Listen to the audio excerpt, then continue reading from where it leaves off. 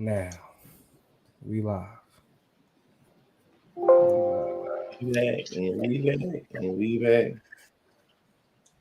What's good with y'all, man? It is a very it's a news packed Thursday. News Uh, pack we got and pay. we got a lot to get into. I'll bring it in. Is that okay? Please, let's do Okay. All right, y'all make sure y'all say what's up as y'all come in the building. Make sure Say you hello. say you're going. Hey, go and tell us where you're coming in from too. Oh damn, I might microphone way over here. it. Girl, Nettles, Tyler in here battling for first. Kyrie, what's going on with it? What's good with you? What's good with the family? We appreciate y'all. With that being Lane, what said, up? Hit that like, hit that love. Say what's good.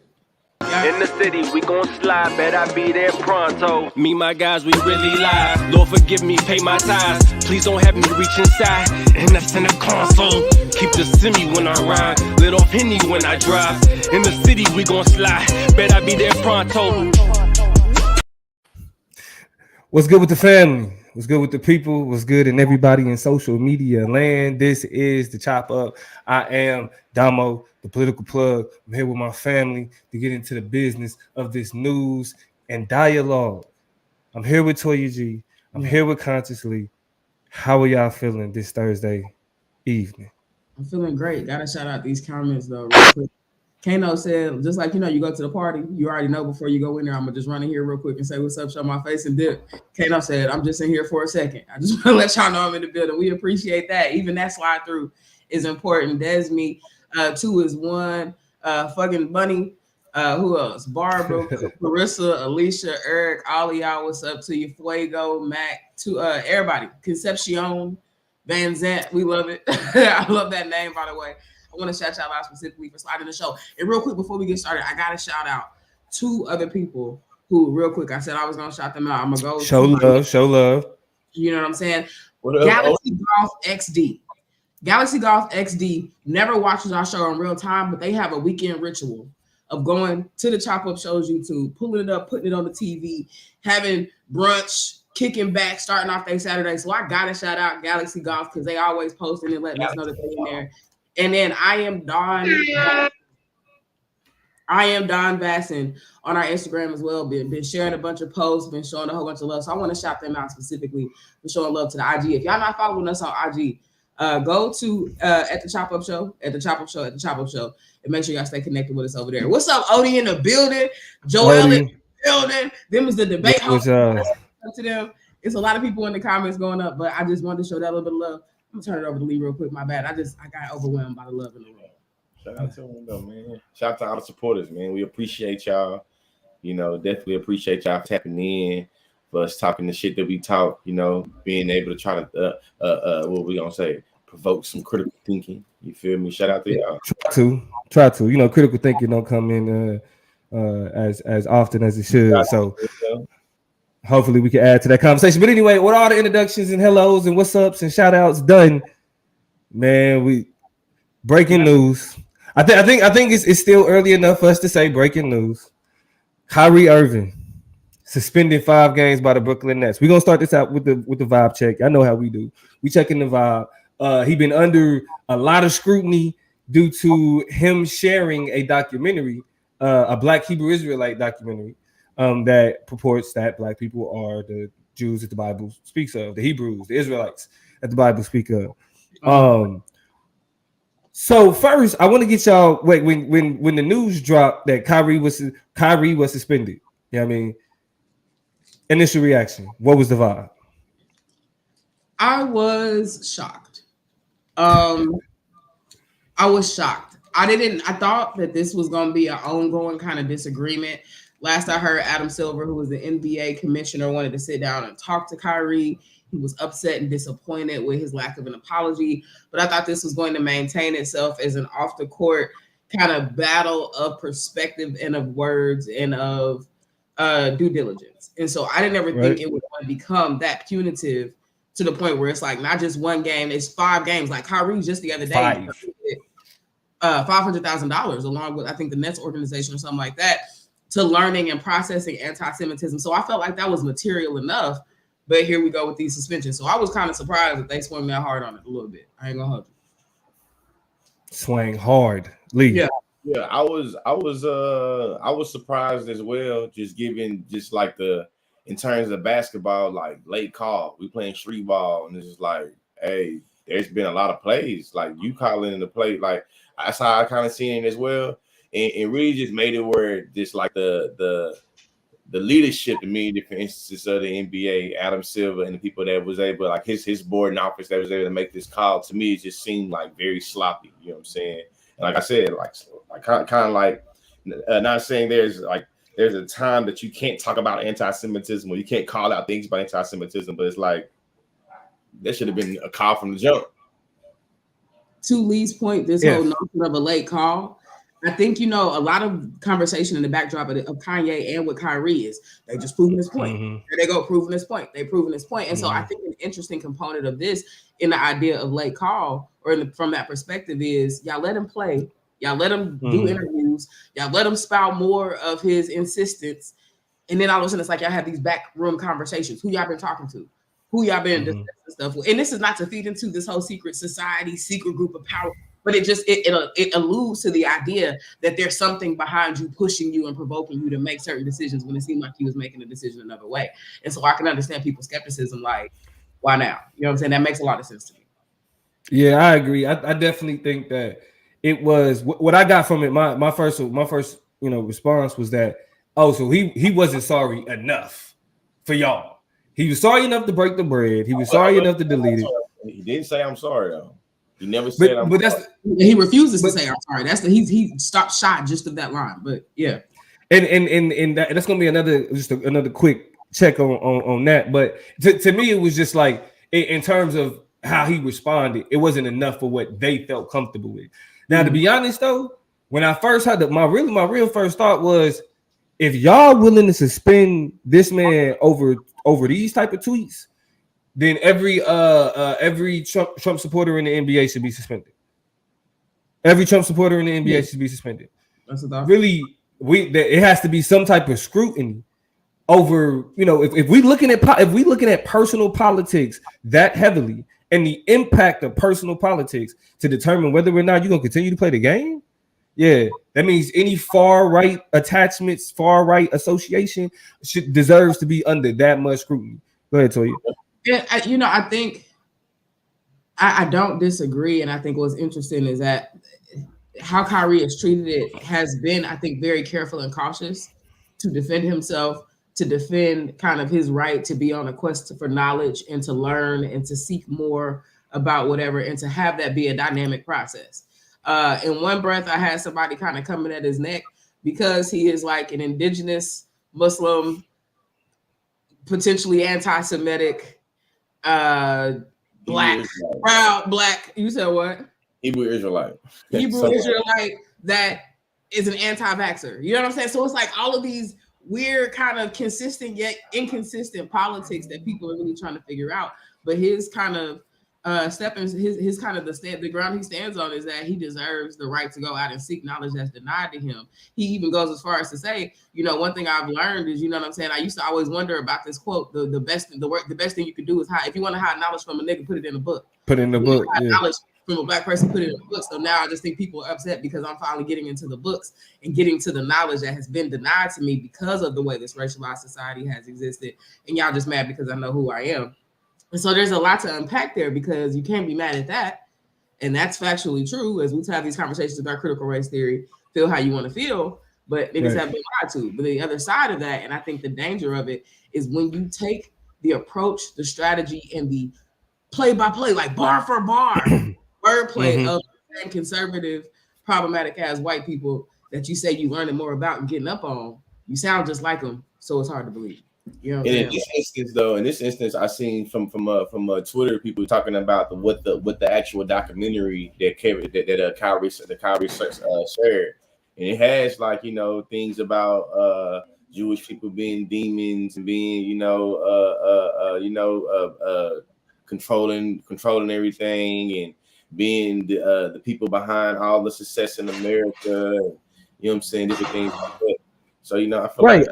It's some. I feel like there's simple statements to be made. I think that, you know what I'm saying, in terms of like what Jewish people do and what Jewish people don't do. Because it's like, are Jewish people trying to take reproductive rights? No.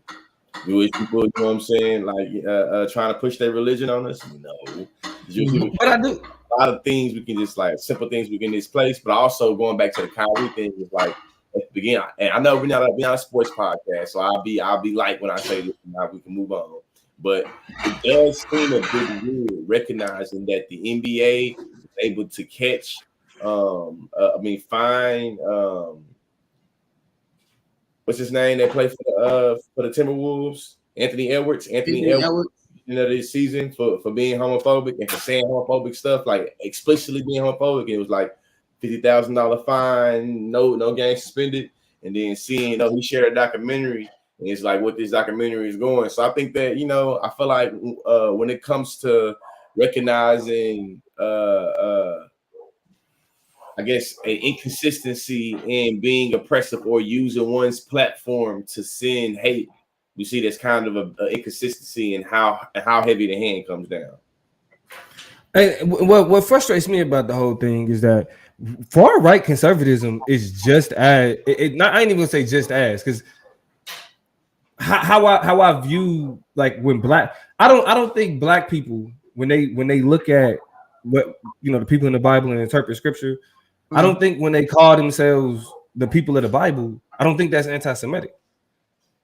Like that, does it push back against a particular narrative? Of course. Like, and is that narrative very prominent and a powerful narrative? It is, but attaching yourself to the scripture and then interpreting the scripture in a way that actually puts the so-called black man or black woman in that position, then like that okay, now we have some conflict in how we interpret the scripture, but whether or not that equates to hate speech and anti-Semitism is completely different, especially when I'll just say this, especially when far right conservatism is like the basis for a lot of these, a lot of the anti-Semitic arguments and anti-Semitic positions on who controls what in the world and all of those things. That stems from far right conservatism.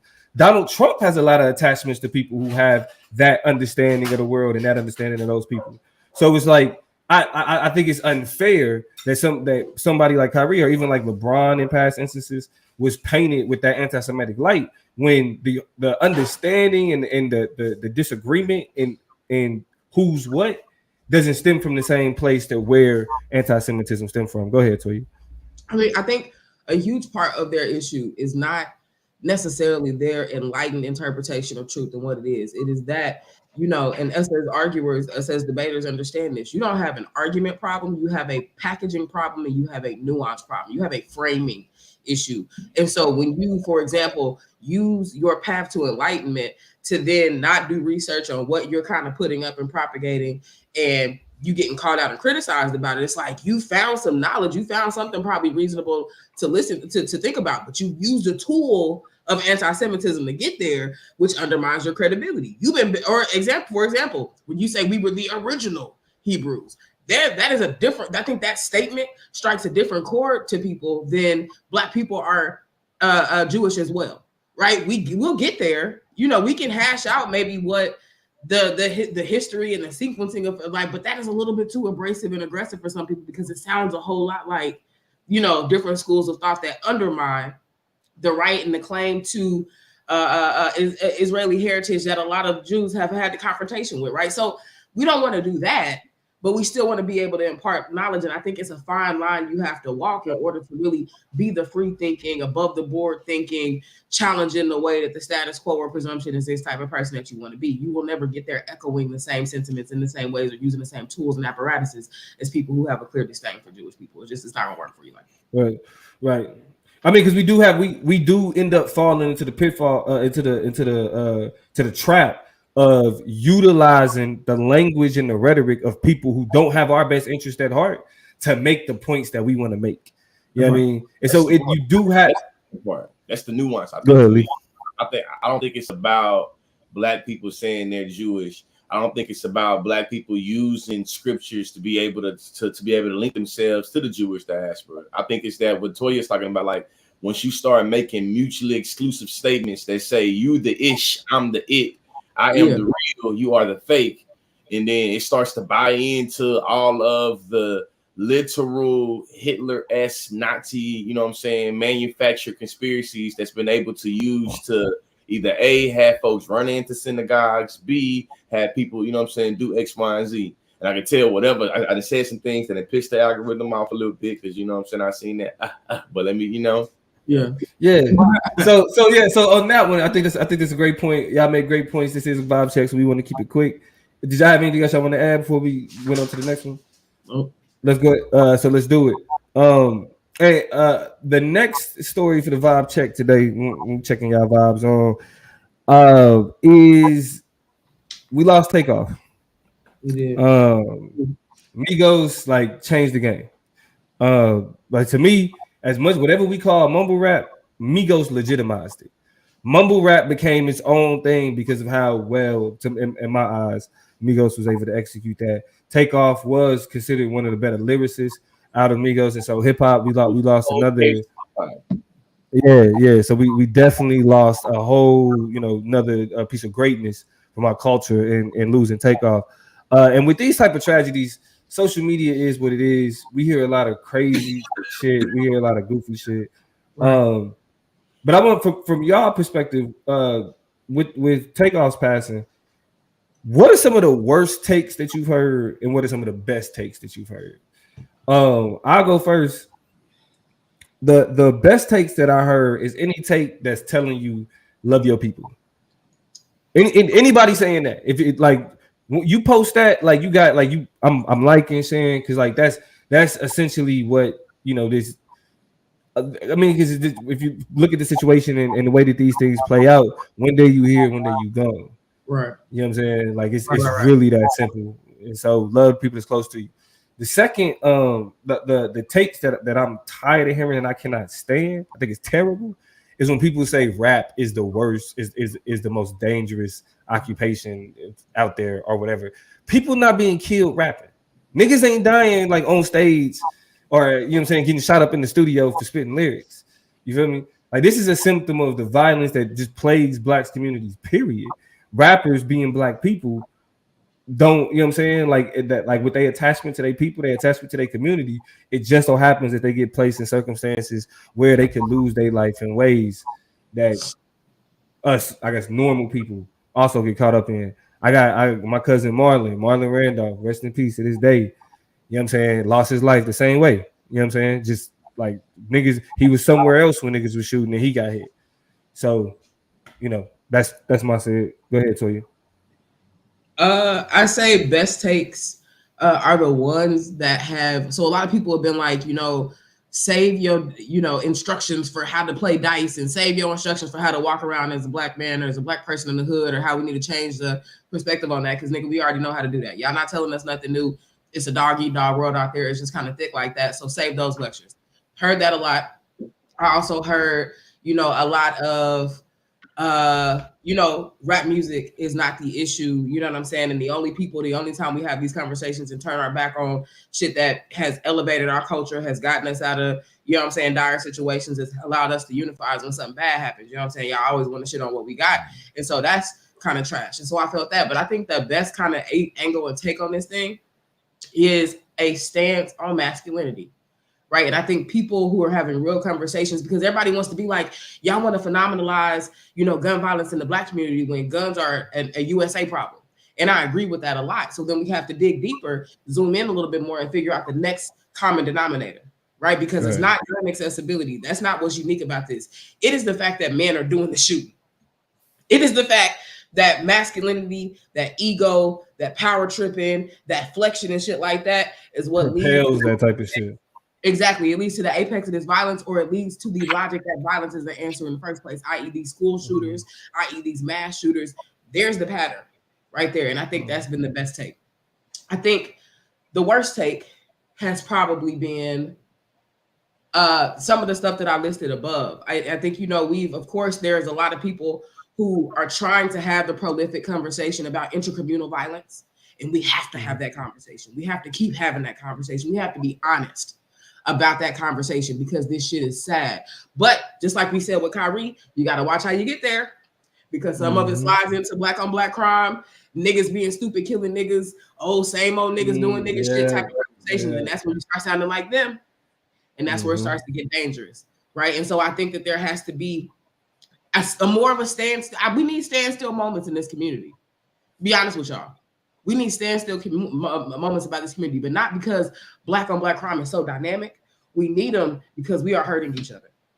We need them because as a unit, as a group, as a population, I hope Latinos, I hope Asian folk, I hope white people are having conversations about how they hurt the people closest to them. Because that shit is some shit that has to find redress regardless of how we want to package it and present it to and betwixt other people. We need to have an inside conversation with ourselves. But that's just my take. Straight up, Lee. Yeah, mine is just from the worst is shit a repackaging of what Toya said, but specifically on the black on black crime. Just to see the way that we can remanufacture, recycle, and re-put out a whole bunch of different sentiments that pathologizes black people as being uniquely violent or just inherently violent and always want to kill each other, and a sequencing question that we can't get mad about, you know what I'm saying, them killing us if we killing us. And you start to see just a whole bunch of reductionist conflict management and really all centered around black on black crime and centered around the notion of black on black this and black on black that doesn't take into account that a lot of the statistics across crime and violence is pretty similar across different racial backgrounds. And even if you want to take into account the slightly higher percentage that black people kill each other amongst white people, I think that you still have to think about like the environment and think about the ways in which scarcity of resources, you know what I'm saying? Think about how like policy and practice plays into it. The best take, you feel me, that I got from Toya that Toya had shared to the group that I feel like, you know, if I was gonna give myself credit, I should check out my YouTube video about specifically, you feel me, hip hop culture and black on black crime. So the best take was your take, nigga? Is that what you about to say? The best take is your take? If I'm not going to take my take, of course I'm going to say I got the best take. I feel like I had to. You know? Not about that, you feel me? Shout out to Tyre Y'all at Thesis on Twitter.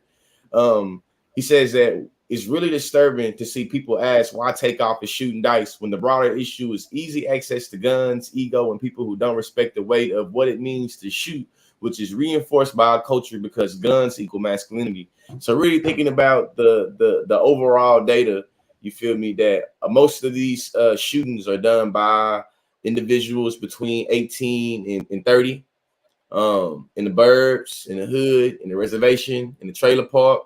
White people, black people, Mexican people, thinking about like why is something particular about young men doing like being at the end of these guns, you know what I'm saying? And kind of going back to what Toya was talking about, like the mixture of access of guns with the idea that possessions of guns equal manhood, masculinity, equal your ability to be able to exert your dominance on somebody else was ultimately one way or another. May it be instant gratitude or it be long term. You feel me? I got some bodies, so I got some, you know what I'm saying, some chips on my sleeve. I got some, you know what I mean? Like I think it's something there. All right, so great points. Get to the last story in this vibe check, and that is one more time. RIP to Takeoff though. Like, definitely RIP to Takeoff. Definitely RIP to Takeoff. And the last thing I would say on it is that it is kind of freaky weird to see some of the clips that he like the recent interviews he just did, like Drake clip, you know, like just seeing. I'm giving your flowers right now. You know what I'm saying?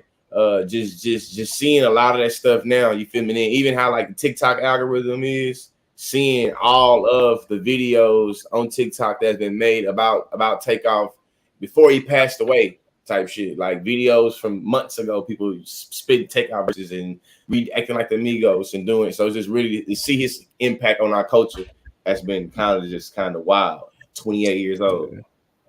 Yeah, and I'm about to be 35 in like a week. 28. So my birthday twin either. We both clocked in at June 18th. You know what I'm saying? So that also just that's crazy. Yeah. Wow. But even just as an older nigga who, you know, we got different relationships with younger hip hop. Yeah. I felt like, you know what I mean, Migos put me in a position to respect the younger generation. You know what I'm saying? So When you talking about legitimacy of mumble rap, I was like, I can get with these niggas. I think I was in grad school. Yeah. I was at Wake, kind of transitioning out of that, about to get my big girl job, and I started feeling like, am I old?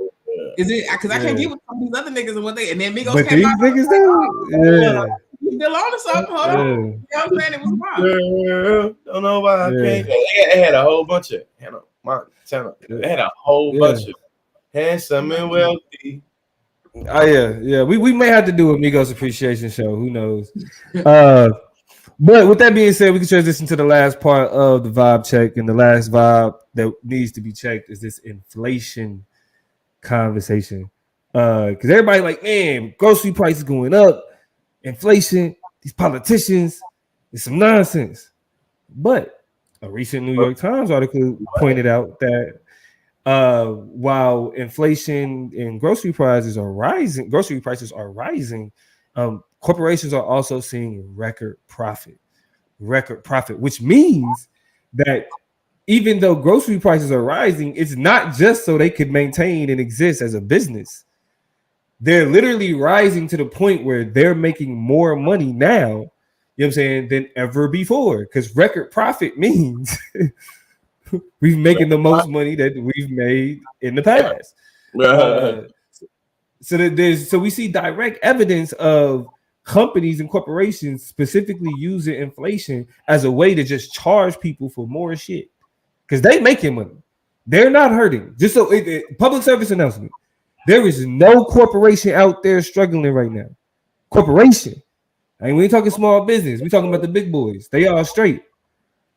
With that being said, how does that change how y'all view the inflation conversation in terms of blame, right? In terms of outrage, where does your mind go with the inflation conversation when we now see that corporations that setting these prices are you know what I'm saying, again, making millions off of it? First, I want to make sure it's clear that we can retweet everything being said about the food industry and the grocery industry and say that about gas, right? Exxon, Conoco, a bunch of other major hitters in the gas industry also reported record-breaking profits over this last year, which has caused Joe Biden to be like, yeah, we finna come tax y'all niggas. We about to start increasing the amount of taxation we have on y'all because y'all are just big kicking it over here. And this is where it becomes it's so violent to the average person. You ask the question, like, where do we look? Who does it shape who we're pointing the blame at and who we're looking at?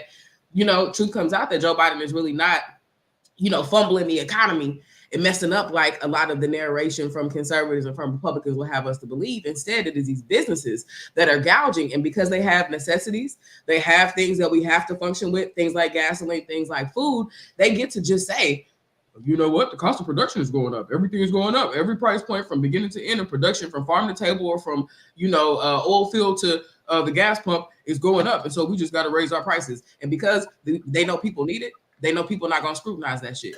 They know that, if gas prices going up for me, it must be costing you more in gas to fill up that big 18-wheeler to get the stuff from A to Z. So because they're relying on us not being able to press them, they're being able to go behind the curtain and do all types of weird shit to, justify how we live and what we're paying for. You know what I'm saying? So that's, I think, the shadiest part is the fingers don't go to the president.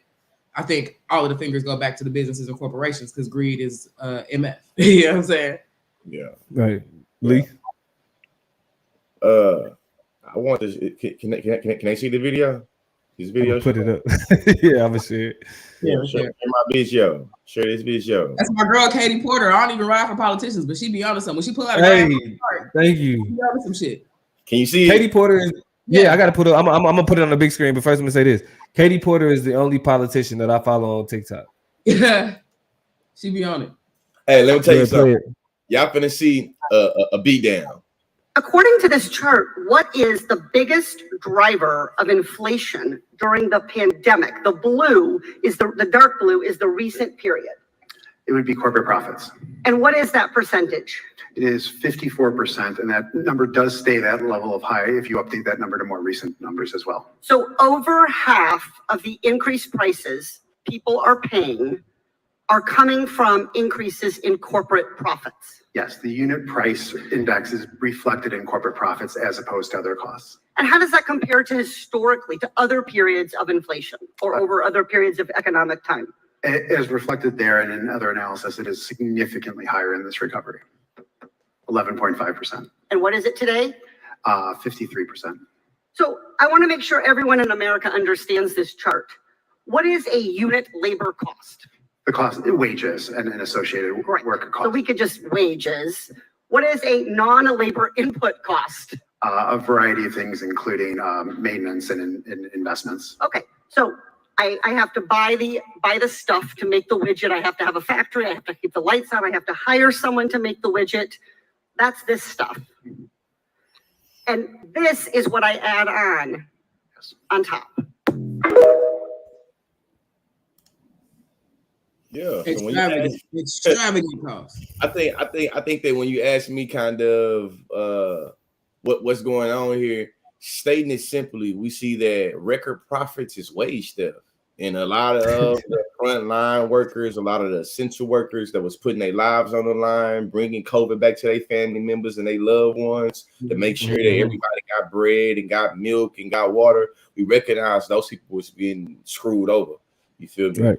So a lot of times when we think about the way that we use propaganda of labor and class propaganda to be like unskilled work, unskilled work, unskilled work, a lot of the unskilled work has driven these record high profits. And I think that the video I just showed was giving you experts, I feel like, showing the exact breakdowns of what you was getting at, Toya. So they justified as being like, well, oil was going up. So if oil was going up, that means that everybody has to pay a little bit more.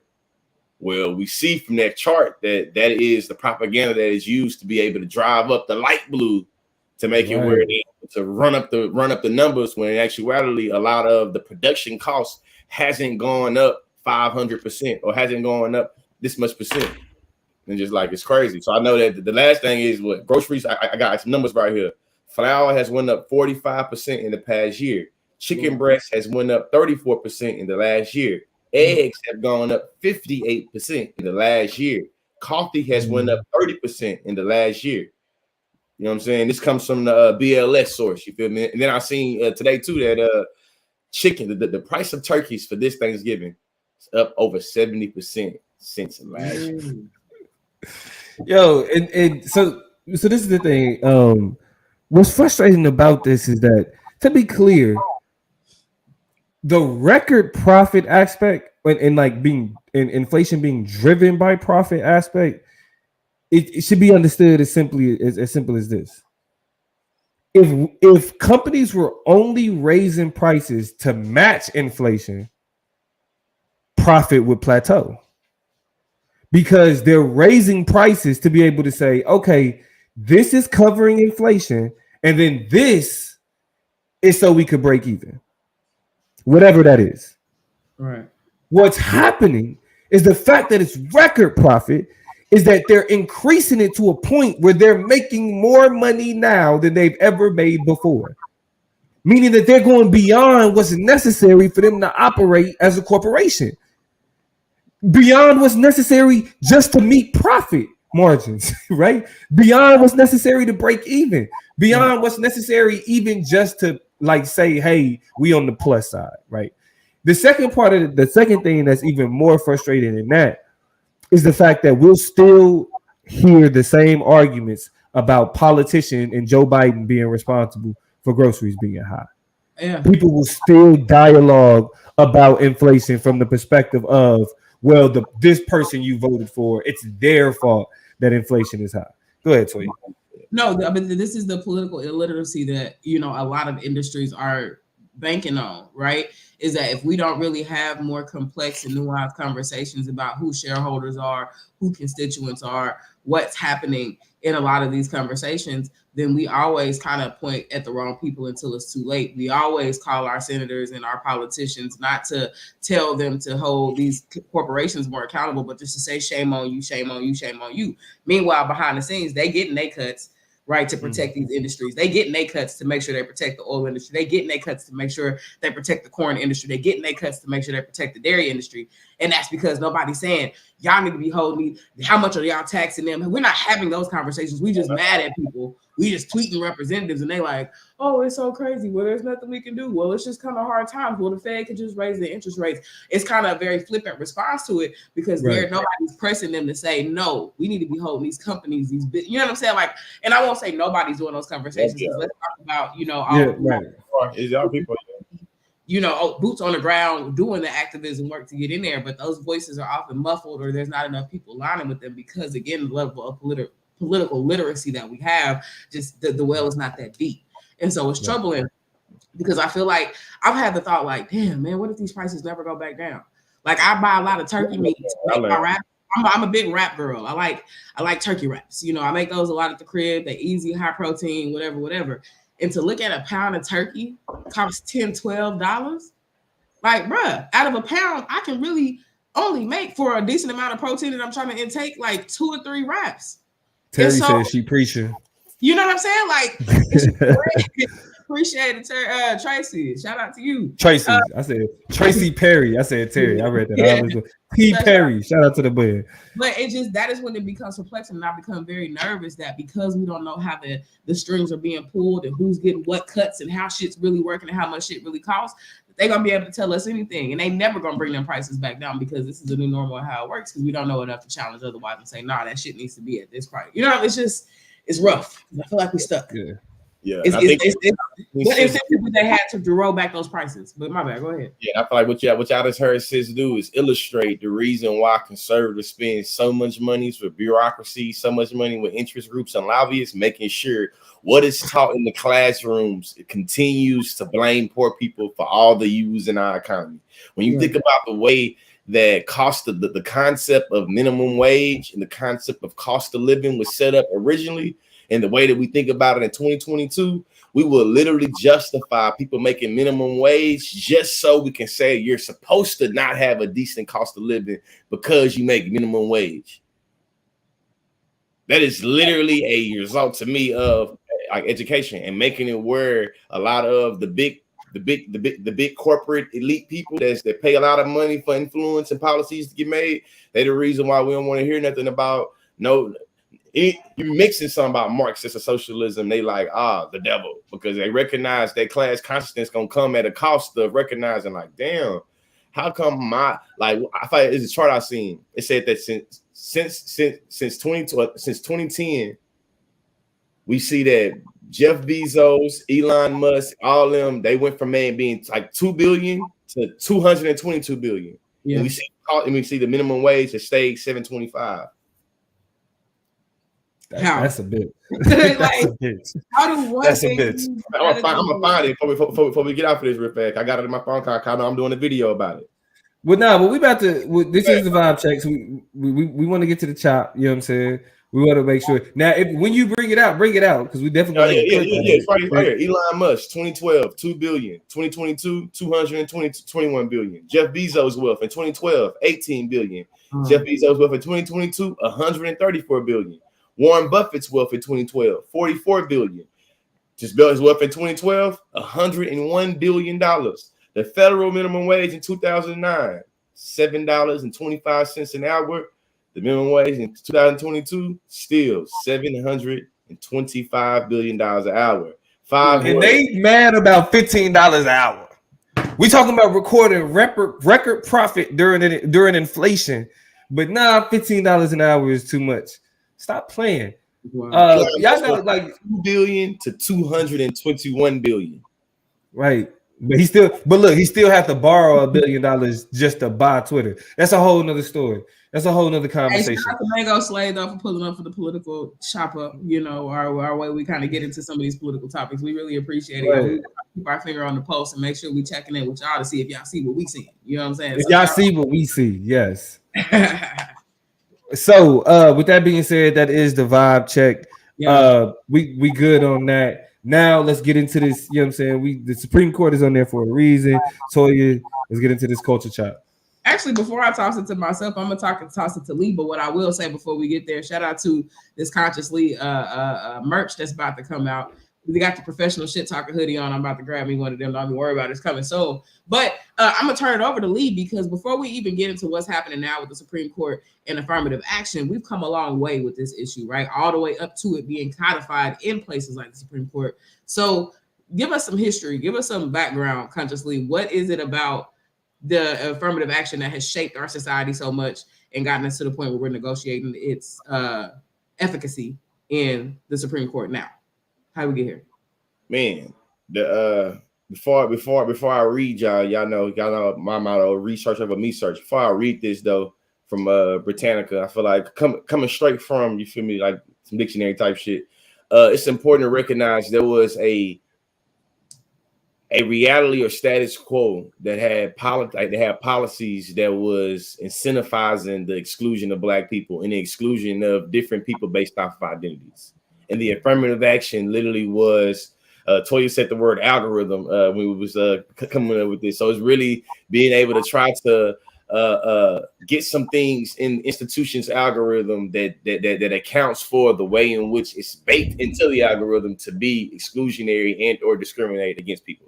But affirmative action in the United States is an active effort to improve employment and educational opportunities for members of minority groups and for women. Affirmative action began as a governing remedy to affect the long-standing discrimination against such groups as consisted of policies, programs, and procedures that give limited preferences to minorities, women, and job hiring admissions, institutions of higher education, the award-winning government contracts, and other social benefits. What we recognize is that the typical criteria of affirmative action are race, disability, gender, ethnic origin, and age. Before I go on and read, this recognizes and acknowledges that a lot of institutions in our country practice exclusion on the identities of disability, race, gender, ethnic origin, and age. So when you start talking shit about identity politics uniquely, it is important to acknowledge that identity politics has always already been a tool used in America that has been able to dictate who gets what, when, where, and how. I'll keep on reading this a little bit more just to give like the context of some more history, and then, you know what I'm saying, pass it over to you. But affirmative action was initiated by the administration of President Lyndon B. Johnson in 1963. He was president from 1963 to 1969 in order to improve the opportunities of African Americans while civil rights legislation was dismantling the legal basis of discrimination. The last sentence I'll read is that the federal government began to institute affirmative action policies under the landmark Civil Rights Act of 1964 and an executive order of 1965. Before I pass it over to you, sis, what I know as a diversity and inclusion facilitator, what I know as a researcher of diversity and inclusion and as a debater, when we talk about all efforts of DEI, is acknowledging the failures of integration and the failures of a lot of these civil rights policies. So when we pass it over to Toya and we think about the ways in which affirmative action potentially can be overturned, it's important to also acknowledge everything that is implicated. Absolutely. We've gotten some background, we've gotten some context, we've gotten some important things to kind of keep in mind as we shape and kind of fill out this conversation. But what we know about affirmative action as it's materialized itself, right, even as an offshoot of things like the civil rights movement, is that it very uniquely has helped and assisted. It was created in response to Black issues, but it very muchly has assisted and allowed for Asian Americans and white women in particular to gain access to institutions, institutional powers, privileges, resources that they wouldn't have otherwise as well. So it very much was an investment in the betterment for everybody, despite the perception that it is not. Now, I want to kind of get into some of the major kind of talking points, perspectives, ideals, and we're going to get the chop back on here in a minute to just kind of tease them out and see if we agree or disagree, because these are things that I've actually heard from people on both sides of the issue, right? That I was surprised to hear from both Black people, but also white folks and Asians as well, and a lot of conservatives. The first is that affirmative action is de facto racism, right? Or that is actually de jure racism. De jure meaning it is a type of issue or kind of idiosyncrasy in the law that is justified legally, right? And so it is something that has been put into place to reconcile or mediate a certain issue, but it's kind of created another one. It's created the same issue it was created to mitigate. So do you all think And here's of course, the obvious reasons why people are saying affirmative action is racist is that the underlying kind of logic there is that Black people are not intelligent enough, not capable enough, not equipped enough to go and thrive inside these communities, that they need a hand up, that they are in such a position of dereliction and disposition and incapability, incapacity, that they are unable to participate. So it's a smack in the face of Black people. I hate it. To have affirmative action because it sets up a world where then they have a self-fulfilling prophecy that they need somebody else's help in order to get out and be successful.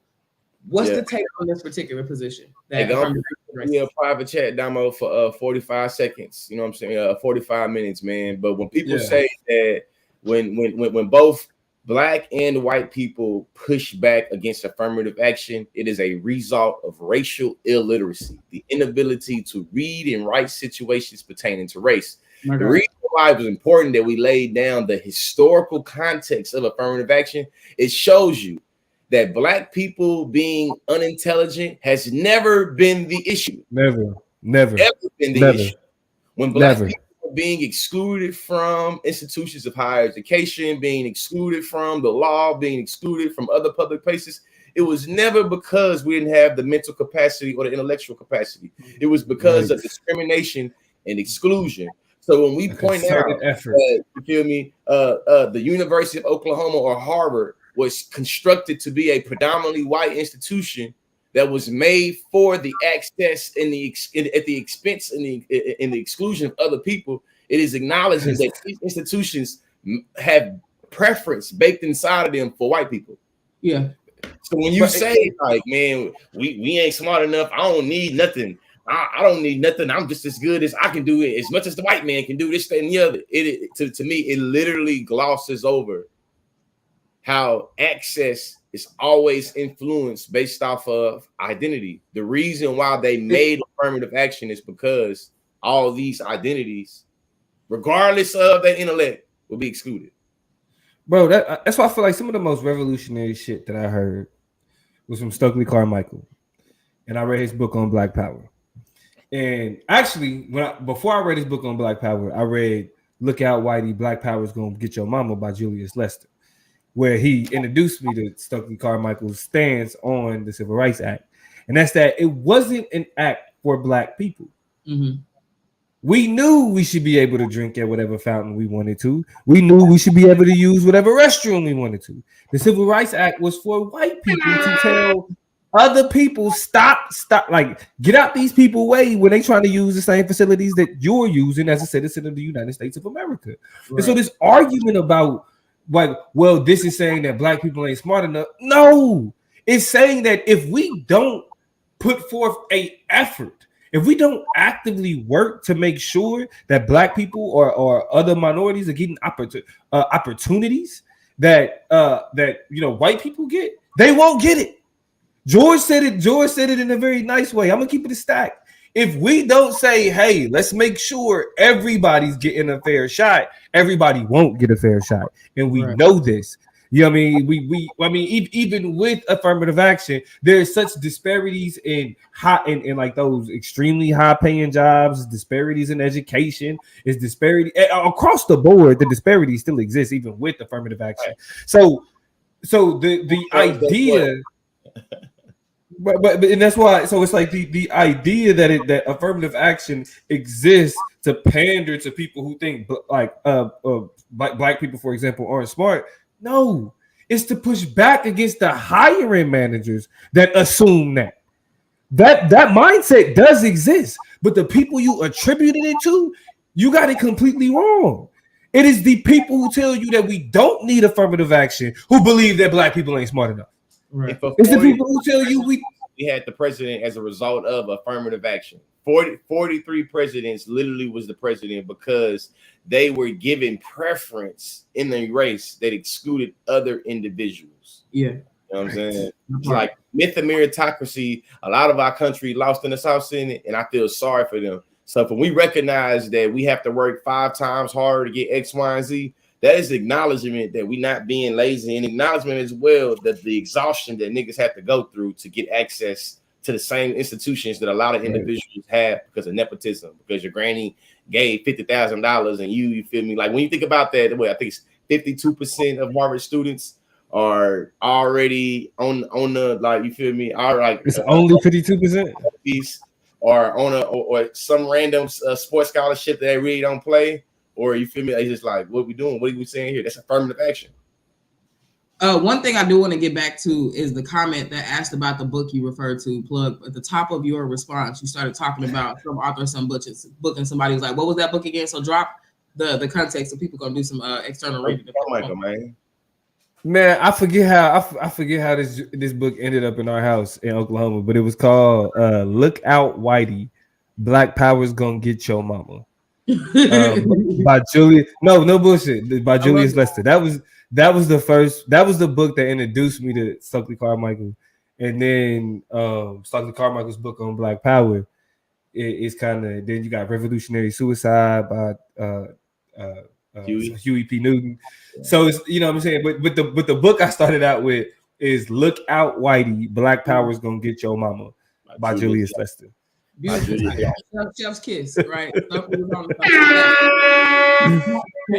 So, as we have this conversation, one of the things that we think about when associating affirmative action with racism is the idea that we are in some capacity in a post-racial society. And I think that is a move that far too often different politicians, different Black people, because we have Barack Obama as a president, because you can walk into an admissions office and find a Black person, because you see these different people on these campuses and in these institutions, we start to feel a whole lot better about kind of what's happening. Black women are more educated than they've ever been before. Black men are closing that gap and starting to get their degrees at a much higher rate. And so we have this weird kind of impression that we've gotten there and we've achieved enough, so we don't have to set up in the system ways for individuals to navigate it. And I think that does us a great disservice, because what do we see time and time again is that Black people are not in positions, like literal positions in these institutions that matter enough, not at a high enough rate to be like, oh, we can step back now. Niggas will help themselves through the system, or there's enough Black people to ensure that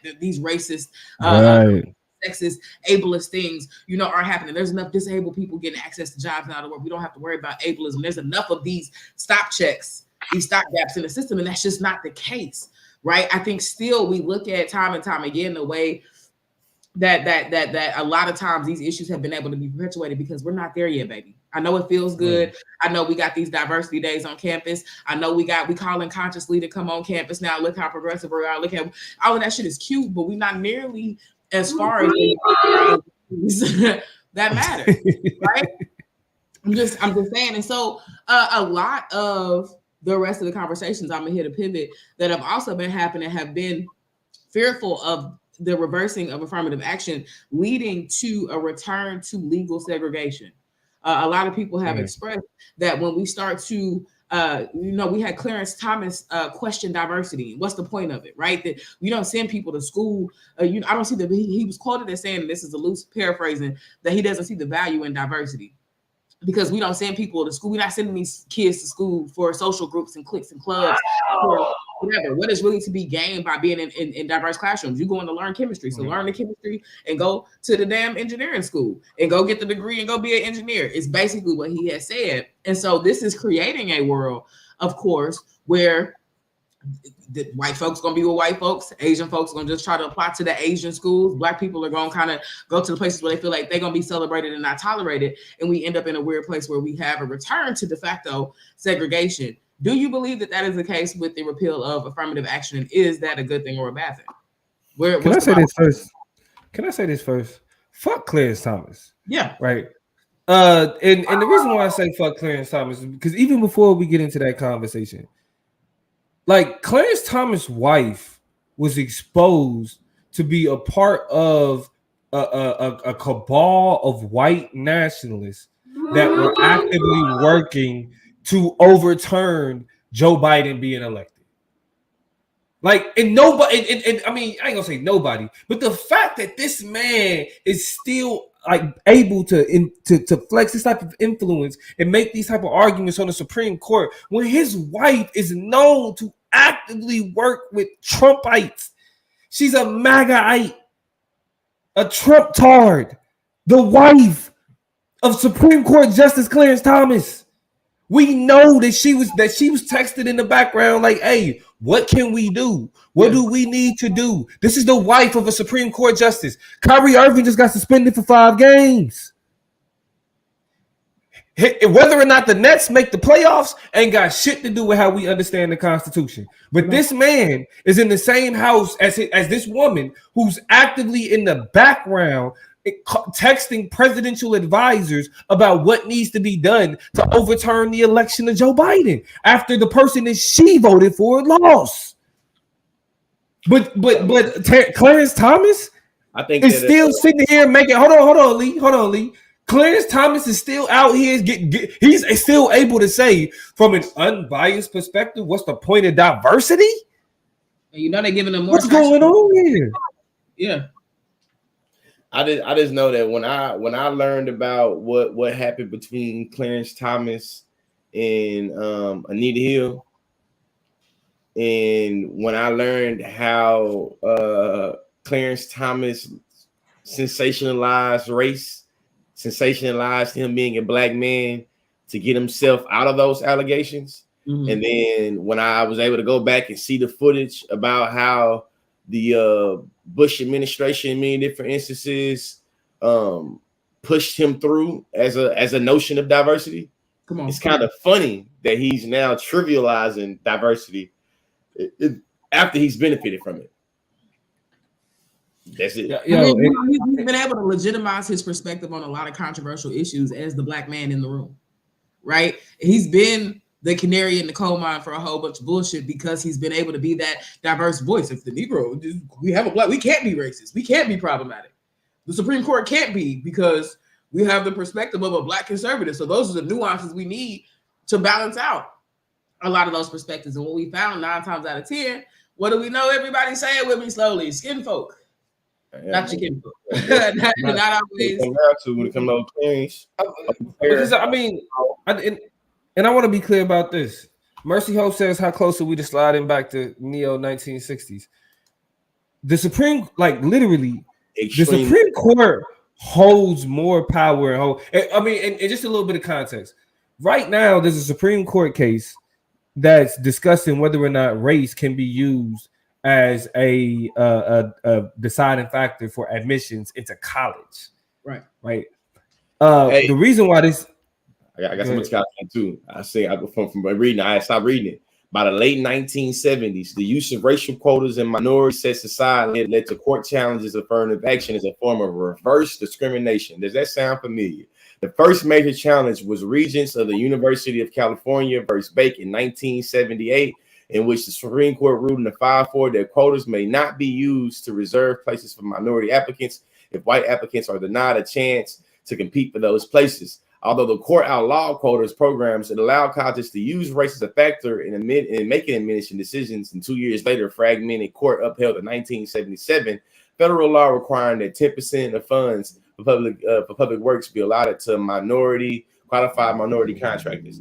The last thing I'll say is we see how anti-blackness and how what Dr. Derek Bell talked about the interest convergence theory. And that a lot of shit don't really mean nothing to white folks, or don't mean nothing to white folks that it means to niggas until it impacts white people. What we recognize in terms of this is that when we talk about the quota system or talk about anything about affirmative action in the higher education, it's funny that it'll be like there was 20% of the admissions that was black, or 10% of the admissions that was black. And you had, what's that white girl, Abigail Fisher in Texas? Yeah, absolutely. I don't care that only 20% of the admissions was black. God damn it, one of those spots should have been mine. And I know I was more worthy to get in that spot than one of them niggas. I know that one of them damn niggers is just like, man, that's funny. That's because they care about reverse racism more than they care about real racism. But here's the gotcha. And there's a series of tweets that I'm going to read real quick. Lil Nick 8 said, white women are very much unaware that they are the main beneficiaries of affirmative action. I also find it extremely curious that Asians think affirmative action doesn't apply to them, because a lot of this outcry has been from the Asian community who feels like they have been excluded from access to higher education because the niggers are taking all their spots. It might not at Harvard where they make up 28%, but it does everywhere else. somebody else then responds to them named anti-matter data and says, when the California UC system ended affirmative action. So this has been tried, right? There have been attempts to pull back affirmative action in independent institutions to see what the end results will be. When California UC system ended affirmative action, Asian acceptance rates doubled. Asians are going to fill those spots while white people think they're going to get. Right. So to me, this means two things. One, Asian Americans don't already have a good at all realistic context for how they've been helped in the system assisted through systems of affirmative action. A lot of their positionality now has been distorted and taken out of perspective because you take up a lot of, I think 7% of a lot of public institutions are occupied by Asian Americans, where less than 1 point some odd percent are like just the numbers don't add up. So there is not good, perfect representation, but meaningful representation of Asian Americans in public institutions, and particularly in these college spaces. But also it means, baby, you up here rallying for the wrong side. You fell for it. You need to be standing with the niggas, because what's going to happen, you know what I'm saying? And what white people need to recognize, and more importantly, y'all standing with the right people, because what's going to happen is y'all so busy trying to make sure we don't get those spots. Y'all not finna get them. More Asians are. You know what I'm saying? Based on statistically what we've seen happen at California UCs is that you're not about to get the end result you think you are. So there's one group misunderstanding and misinterpreting the power and the privilege they have because of the system, and they want it to go away. Right. There's another group who wants the system to go away because they think they're about to benefit from the system. When in reality, some of the same people they would talk against have increased hate toward, have developed terrible relationships toward in our society. I'm talking about Asian hate. Those same people are going to take the spot you thought you was going to get with the elimination of affirmative action. So it's a lose-lose for both of y'all. And niggas are back here having to fight as hard as they've always had to get their spot anyway. So not much changes for us, but a lot changes for y'all. You know what I'm saying? This shit is crazy. So really the last thing I want to say about the whole shit is that this is really a question of when people ask about why does voting matters and all of that, the people that you put in charge end up determining who end up in the Supreme Court. And the fact that Donald Trump was able to get 3 Supreme Court justices, that's why Clarence Thomas feel comfortable to sit up there and be like, yeah, what's the issue with diversity? It's because there's more people that sitting next to him that agree with those type of statements. It's this thing called the Overton window. I'm not gonna be long-winded, but it's this thing called the Overton window. And that reflects how comfortable certain sentiments are across the general public, right?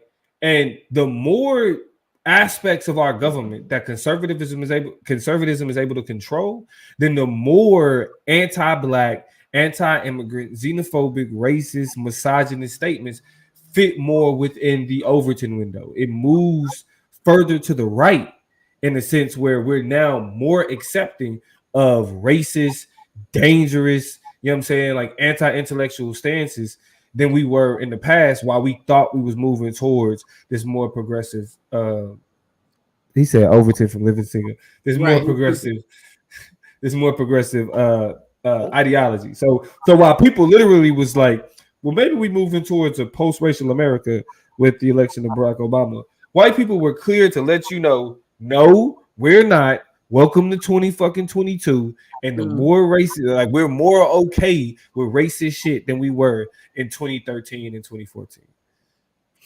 Absolutely. Shout out to Savannah in the comments. Like, the more y'all turn this message up and build up other Black educated people to speak out with this message, I promise y'all become the leaders of an awesome movement. That's the goal. Maybe not necessarily to be the leader of a movement, but to be a part of a movement that's already happening with a lot of people who are deciding not to be politically inert and socially inert anymore. And they're waking up and getting in there. So shout out to people like you finding us and doing, you know, the active part of creating this patchwork, this network that we're trying to create with Chop Nation, where it's people educated and unafraid to go out there and talk their shit and to ask bigger questions. My last question was going to be, are we ready for a world without affirmative action? But I think the biggest question, the obvious answer is no. We as Black people might be ready for it because we've always already been in a disposition. We've always been in a position to have to fight harder. Leave it up to a lot of us. We don't know shit about affirmative action and how it sincerely helped our situation, because we didn't have to fight as hard as we ever have to try to get in these systems and still be 5 times better and 10 times more ahead and 1,000 times more equipped to navigate in these spaces. And so obviously we ready for it. We just gonna keep living in the anti-Black world, and we're gonna keep fighting. We're gonna keep doing what we gotta do to survive and navigate these institutions like we always have. But do y'all think society is ready for a world, that other institutions are ready for a world without affirmative action. Do y'all think that they're gonna regret it? And if so, why? I think that the only way that mainstream white America will regret it is if there is some residual impact on the bottom line. So like if black students in the general population at already lacking diversity white institutions in the Power 5 conference, and that starts to impact, a lot of these 5-star, 5 blue chip athletes going to the Prairie View A&Ms, Jackson States, the TSUs, the Gremlins, I think there will be, there will be an impact. I think when we ask the question though, it's really like black people, if we ready, we'll manage, we'll figure it out. Our white people are ready, you know what I'm saying? And to me, I feel like what we see in terms of doing like the work and looking at the data about emissions and doing the work on accessibility, we see that even when black people have the same experience and credentials as a white counterpart, we still get paid less and or not accepted. So in the world of affirmative action being gone, it's like, what does those desperate incomes or desperate impacts look like? You feel me? So it's like, are white people ready? I don't think they'll regret it. The answer is no. I don't think we're ready for it, and I don't think they'll regret it. Primarily because they want what's beneficial to them is power that looks like they power. That's why you got black people that argue against affirmative action, because it is a handout. That's the reality of it. Because if somebody's not creating specific spaces for these groups of people, those spaces aren't made available for those people.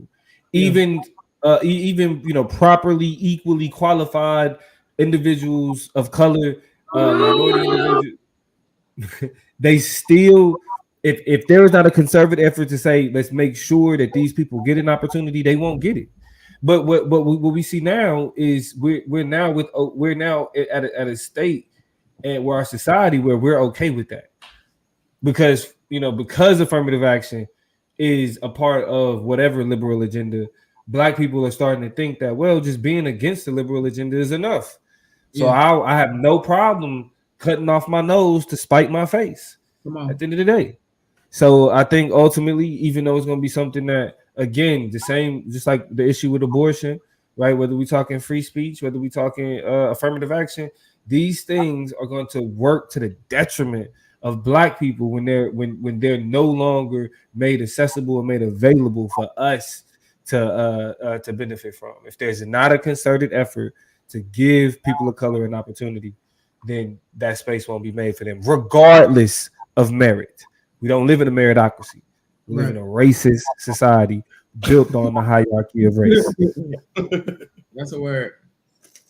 Hey, Mercy said white people won't regret it as long as they can live in their bubbles. The USA was always meant to be a bubble for cis het white Christian men. And so, yeah, it's going to allow them to take their ball and go home. I think what's going to be interesting and what somebody else said, Amy said, let me find it, that if more of us create our own and they start to fall behind, they will regret it. And that's, I think, the brain drain that they're going to see and start to experience that Lee was talking about. When people start taking their talents really and investing in these HBCUs, when they really start taking a lot of their capacity and going back and, appealing to black institutions, we're going to come on the up and up. Niggas going to find a way. It's going to be these other institutions that will suffer from brain drain, talent drain, creativity drain because of what black people contribute and add to their institutions in the first place. And now my mind, I want to say, it's not ironic that the more black people got degrees, the less valuable they became. It's also not ironic that in a lot of different states there used to be a diploma merit process for a lot of people to be lawyers. And that when black people started to become lawyers, that's when they instituted the bar. A lot of white people back in the day, a lot of lawyers, period, did not have to go to get a bar. You know what I'm saying? It was like a diploma, like literally a diploma. Like, you got a diploma, you good. And it's like it stops. I want to point out to Brandon Davis first. That's Lee is playing. He got a soundboard, so you are hearing other voices and shit because that's the soundboard. There we go. The last thing I say though, and this is truly the last thing, is that affirmative action didn't even work in terms of meaningful adding adding an additional, you know what I'm saying, population of minority people into the host. It didn't even work like that, and they still mad at it. Yeah. Basically, just the fact that it's like y'all making them. It ain't even like it's this many more black people that's getting jobs now than ever before. No, it didn't work. Yeah. We still are only a part of a quota, like the Rooney Rule and all that type of shit. It ain't getting more. It ain't the Rooney Rule in the NFL, which is the rule that says that they have to at least interview one black coach for head coaching positions, has not led to an increase in black head coaches in the NFL, and people are still mad about it. Absolutely. Niggas still don't want us to have it, and it ain't even working the way it's supposed to work. Go ahead. All you Negroes do is complain. We let you drink out of our water fountains, you still complain. We let you you take a shit in the same toilet we took a shit in, and you still complain. We let you niggers read books next to our kids, and you still complain. You do that too well. Niggers, we can't do nothing. All you gonna do is whine and cry. So we might as well repeal every damn thing we tried to do for you niggas ever, and just let your asses cry and whine because you're gonna be some ungrateful niggers anyway. You do that too well. We went to a place. I think we can just end it right there because that was haunting. That was. Oh, see, that's what. See. When I start talking that free thinking shit, that's when niggas want to cut me off. That's when niggas want to cut me out. And look, with that being said, hey, if you was watching on the Consciously Chop Up, make sure you subscribe. Or I said the Consciously Chop Up, the Consciously Facebook. Make sure you subscribe to the Chop Up Show on YouTube. If you're watching on the Chop Up Show YouTube, make sure you're on Facebook. If you're on Facebook, subscribe to the Consciously. All of that. I am very much triggered by how comfortable he is with this language. That's that Brian Texas coming out in him. But we love y'all. Thank y'all for joining the part of the conversation. Y'all stay tuned. Stop calling each other the N-word, and maybe these white folks will treat us better. Until then, you niggas don't know how to act. So if they want to take a nigga to jail, then shit, that niggas go to jail. Like Charles, nigga. Wake up in the morning looking forward for a nigga to go to jail because niggas got to be locked up, you know. And if you ain't locking this voice he doing is wild, largely because my brain slipped to Charleston White just that fast. Like you start sounding like Charleston a little bit, so that's when it got complicated. No. Tanya said, "What's the YouTube again?" Just look up the Chop Up Show. If you're coming from the Chop Up Show on the YouTube, look up the Chop Up Show. If you're coming from the Chop Up Show, just look up the Consciously. But make sure you follow everything so you don't miss a beat. Sometimes we go live and we only go live on our stuff. We ain't really fooling with these YouTube. Sometimes we go live. He go live every other day having different conversations, posting new content on YouTube. Y'all need to catch that and then catch us on the backside. So just make sure you all the way plugged in. And on the way out, if you haven't hit a like, hit a love, hit a bell, fix it. You know, let's get on the same page with this thing. Do that. With that being said, we gonna see y'all, man. This is the Chop Up. We out this day. In the city, we gon' slide, bet I be there pronto. Me, my guys, we really live. Lord forgive me, pay my tithes. Please don't have me reach inside, and that's in the console.